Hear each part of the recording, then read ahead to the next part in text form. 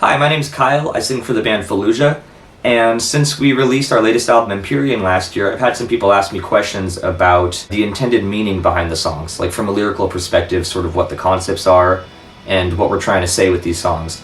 So I thought it'd be cool to make a video where I just go through the whole album, song by song, and talk about the lyrics. So that's what we're doing today, and we'll get right into it.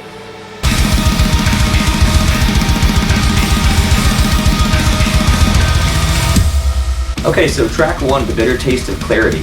The first thing I'll say is that Empyrean is not really a concept album, but there are a few recurring themes throughout that you'll see. And this song is sort of the first step in this kind of vague, broad narrative arc that we're trying to set up through the album, where it sort of starts in this darker place and ends up in the light, so to speak, you know? So there's themes of ascension and transforming and ending up in a better place. And so this song is very much about being in that negative place as the first step. And so specifically, I intended this song to be about someone who is in a dark place in their life, whether mentally or emotionally or maybe physically, and pinpointing this moment of realization that that's where you are. Acknowledging that you're at a low point, you're in a bad space in your life. And rather than letting that depress you or drag you down even further, realizing that there's room to go up from there, and that acknowledging that you are in a dark place is the first step to starting to search for a way out of it. And so that's what this song is about. So like the chorus, for example, so let the days you've lost focus and align your thoughts to rediscover what you've buried under. What I mean by that is basically looking at the time you've wasted, or maybe the bad decisions or whatever it is that have led you to this place, is sort of acknowledging and accepting your reality and using that as a way to focus yourself and begin searching for a way up out of that dark place.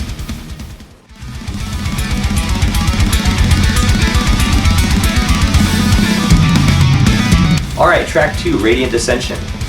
This is one of a few songs on the album that you can look at from a more literal sense or from a more sort of broad thematic sense. There are clearly themes of rebirth and ascension, which is right there in the title. Similar themes to the first song, The Bitter Taste of Clarity.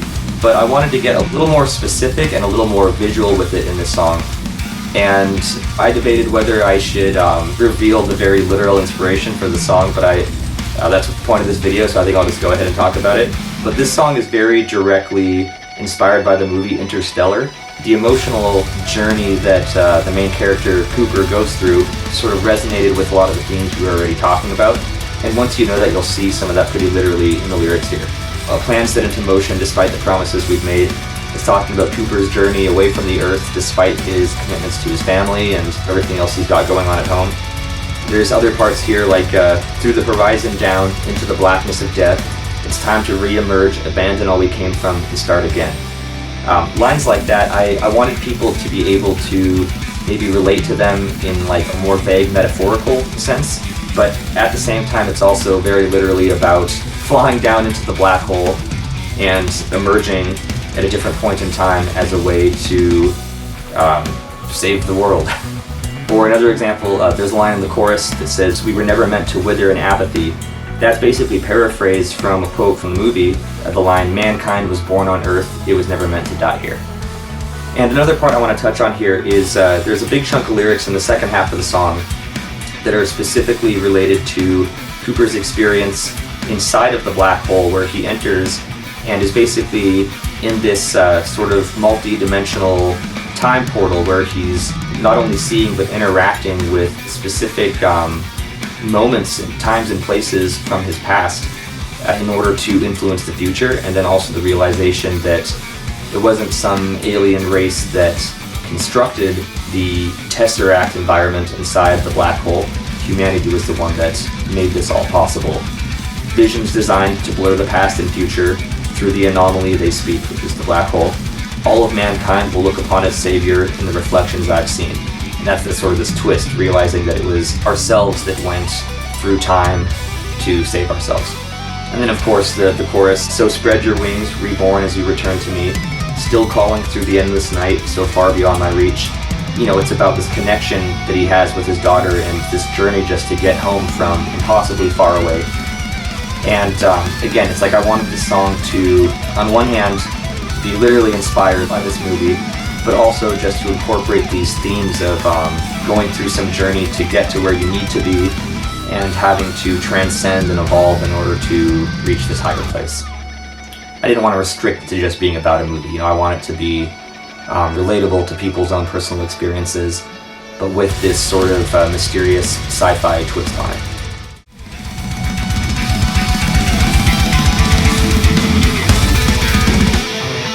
Track 3, Embrace Oblivion. So this one definitely continues to build on some of the same themes we've established in the first 2 songs on the album.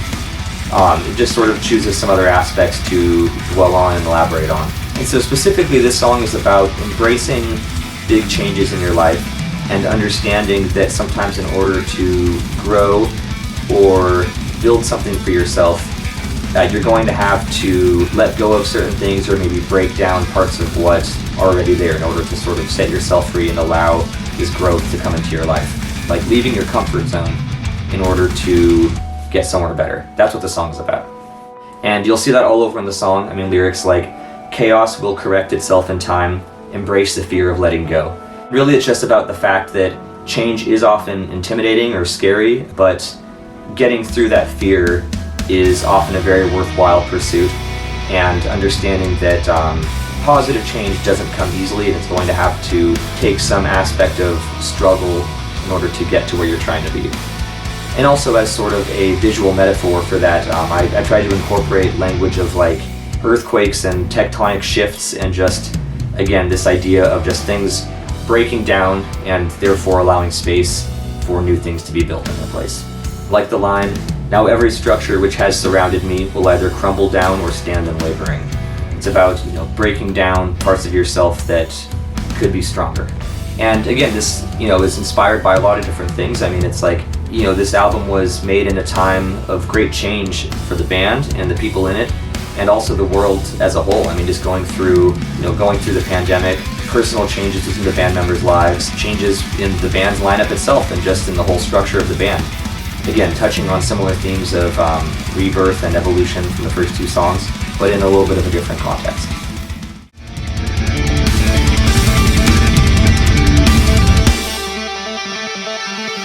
So track 4, Into the Eventide. This is definitely one of the more abstract songs on the album in terms of the lyrics. And I think with this one, rather than trying to make some big point, I think I was just trying to capture the vibe, this sort of somber feeling that was already existing in the instrumental track that I just wanted to sort of enhance and build on. So I remember specifically one of the concepts that Scott had thrown out there when we were working on the lyrics for the album was just the concept of simulation theory and this idea of, what if we're living in some artificial world that's created and we're not aware of it, and questioning what your own reality is and sort of letting your imagination run off with that idea. And I remember thinking about that and writing a song from the perspective of someone who's living in this simulation when it gets shut down and sort of existing in this empty space where time has ceased to exist and the simulation has ended, yet this person is still alive and existing in it. That's sort of where I was coming from conceptually with the lyrics in this song. You'll see that all over, time unending, I'm somehow still alive, eyes wide open beneath the fading light, frozen forever, no chance to say goodbye, I am lost in the eventide. I was just imagining being in this simulation when it ends and trying to comprehend what's happening to the world around you and to yourself. And so like the lines, I've lived inside a dream, sinking slowly, fragments of my mind keep overflowing. Just sort of being here while this is happening, trying to understand what's going on. Or the lyrics during the bridge part, beholding my true design, encoded language in the light, this realization that you've been in this simulation the whole time and that your whole reality was artificially constructed around you. Just wanted to capture this really sad, bleak, kind of somber feeling, but again in maybe a bit of a more spacey sci-fi setting.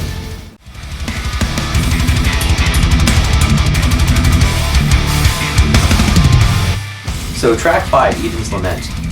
This one has a very specific concept behind it, and it sort of stands on its own separate train of thought from the rest of the album. The idea behind this song was just imagining, what if instead of humans being born on Earth, what if ancient civilization had arrived here from some other world and brought with it all of the problems that humanity currently faces? And what if we ourselves had introduced all these problems to the Earth? So there's very much this metaphorical comparison to the Garden of Eden, and this idea of humans coming in and spoiling this pre-existing paradise that wasn't ours, and then we come in and claim it for ourselves. And so that's literally what the song's about. It's like taking all of the negative sides of humanity and asking ourselves, what if we brought all these problems into a place that was previously untainted by all of our own issues? And once you see that as the concept, I think it becomes pretty clear. Lyrics such as utopia ravaged by our influence, and like the first couple lines, sacred new world deconsecrated, human compulsion to devolve into chaos, far from where we originated, the true descendants of defilers of our home. Saying, what if we ourselves descended from this incoming conquering race that ran across the world and claimed it for ourselves?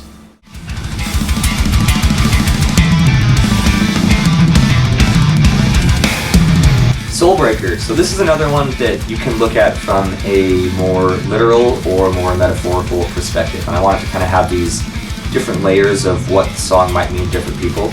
So on the surface level, you could say that this song is about someone being possessed and taken over by some kind of demon or evil spirit or whatever, something in that vein. Again, not getting too specific with it, but there are these themes of losing your mind to something or being taken over or possessed. And you can definitely look at it on that more literal level, where there's this sort of conflict between the protagonist and antagonist in the song, where the antagonist is some sort of evil thing that's trying to take over the person. There's even a verse near the end which was originally supposed to be a guest vocal part that didn't work out just due to the schedules or whatever. But I imagine that this guest vocal part was going to be a shift in the perspective, where there's one verse that's being narrated by the evil antagonist of this song. And so that's the verse near the end where it says, malevolent inhabitant of your discarded prayers, my touch is permeating and eating away at your soul, surrender unto me as I take control. That's from the perspective of the bad guy or whatever in the song, whereas the rest is from the main protagonist or narrator's perspective. So on one hand you can look at it from this like possession sort of conflict. On the other hand, you could look at it from a more personal, realistic perspective, where you could say that the song is about someone struggling with some kind of addiction, and how that can take over your mind and influence you and turn you into some, worse version of yourself. Maybe not possessed by an evil spirit, maybe not going to that level, but this struggle within your own mind and some other influence, feeling like it's taking over and controlling your thoughts and actions. So the song is kind of describing this struggle where the narrator is trying to break out of this cycle or fight against whatever is taking over their mind. So there's, like the chorus is, defy the prophecy, I'm not a victim of your tragedy, like, saying I will not give in to whatever is taking over me. But then ultimately, this one ends on a darker note where this person does succumb to whatever is taking over them, and they're lost in this place. But yeah, so this is one where you could definitely look at it from a few different ways, and hopefully people can just grab onto whatever interpretation sounds the coolest to them.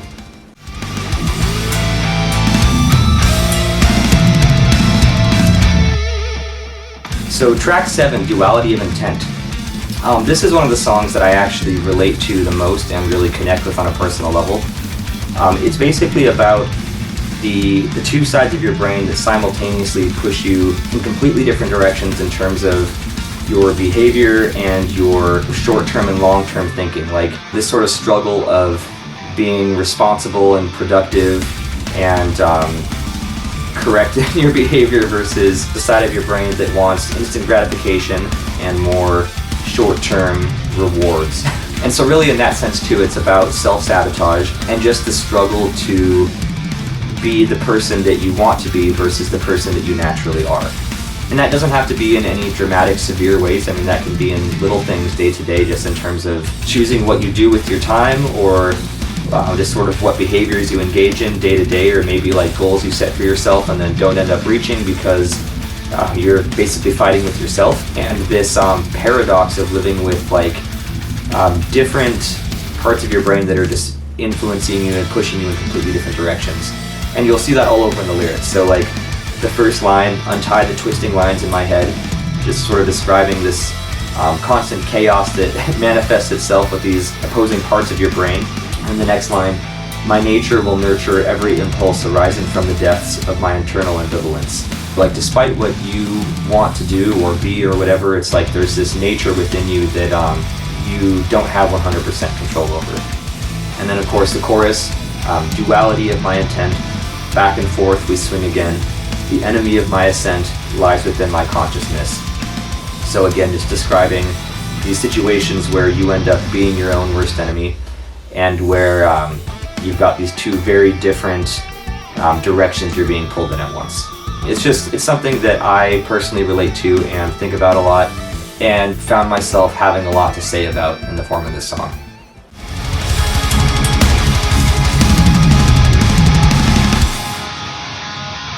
So Mindless, Omnipotent, Master. This one is also a bit of an outlier from the rest of the album, in the sense that it's less about these sort of interpersonal struggles or transformations or whatever, and this one kind of takes a step back and looks at the world at large.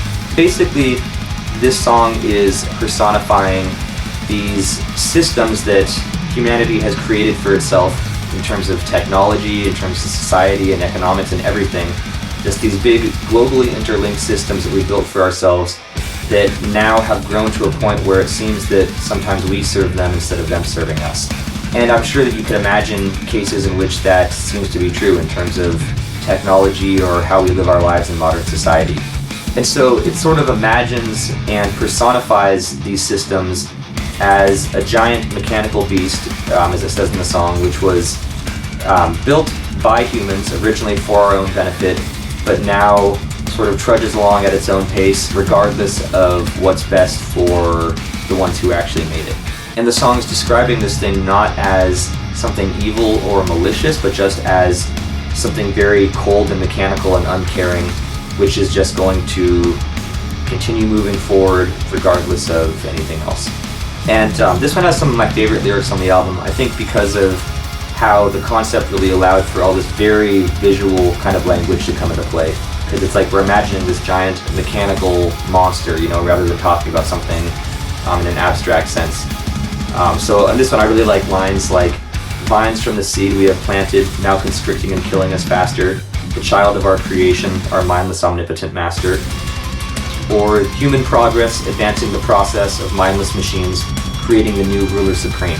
It's about how sometimes it can feel like we are the ones serving technology or this society that we've built, and not the other way around. Or like the end of the song, which sort of just sums up this whole idea and drives it home, where it says, colossal design destined to subjugate, conquer, and override the sequence of mortal lives, the generation of all mankind. You could take it on a couple different levels in terms of what exactly this could be applied to in the world, but it's just about these systems that we've created that we have now sort of become enslaved to, despite the fact that we originally built them for our own benefit.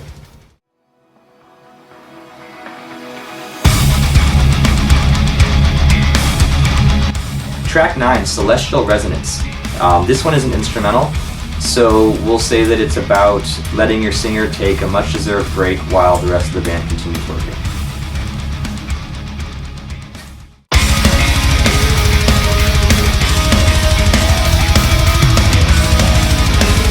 So that finally brings us to the last song on the album, Artifacts, which is my personal favorite. And this is one that I feel like I do connect with very strongly and do actually have a lot to say about the topic.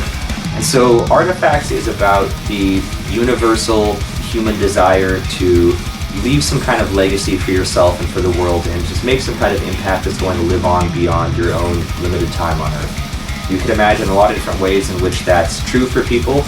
I think, everybody probably imagines something different when they hear that, in terms of like how that may apply to you. So that could be the things that you literally create as an artist or something similar.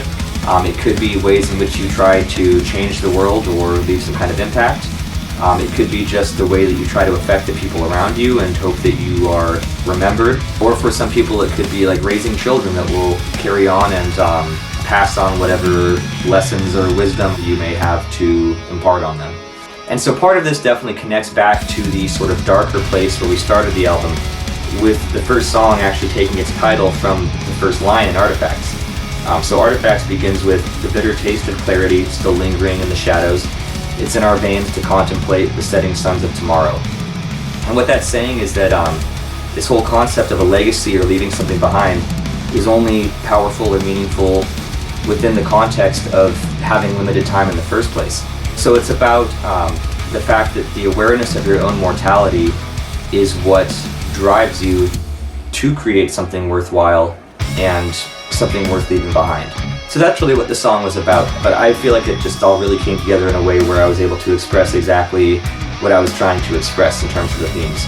Lines like, the last artifacts of our existence on display for all to witness. It's about whatever that means to you in terms of what you are trying to build in your life or create, or how you're trying to affect the world. Or like the lines, by transcending the time we borrowed, our last echoes remain. It's about how the only way to exist beyond your own limited time is to create something that will outlast yourself. And so this song also has my favorite verse on the album, which takes this idea of wanting to leave something behind, but looks at it not from a sense of like desperation or necessity, but as a way to find purpose for yourself. And so this is the verse, a messenger is all you are, bleeding your soul onto the canvas. A purpose served, you found your worth, capturing life as it passes. I think anyone who's involved in any kind of artistic pursuit can relate to this in a sense where creating art often feels like it's a way to mark different points in time, or leave some kind of record of where you were or what kind of person you were at a specific point in your life. And then the album ends with these lines that were actually also the last lines I wrote for the album. Like, I remember writing these on one of the last days in the studio while we were recording vocals. This part was left blank until the very end for whatever reason. But the final lines in the album are, flowing on through time, our vessels come undone, lost until we find we're back where we've begun. And it's this sort of idea of coming back full circle in terms of where the album started, but also in terms of this idea of death being a return to where you came from the nothingness back into the nothingness. But I'm sort of looking at it not from a negative way, even just looking at it more from a place of like gratitude that we're given a chance to be here and create something in the first place. So yeah, that's it. That's Empyrean. Like I said, a couple of recurring themes, but then some songs that kind of branch off in a totally different direction too. Hopefully this video is able to give some insight on what we were thinking about when we wrote these songs and sort of the ideas and points I was trying to get across with the lyrics. Thanks for watching.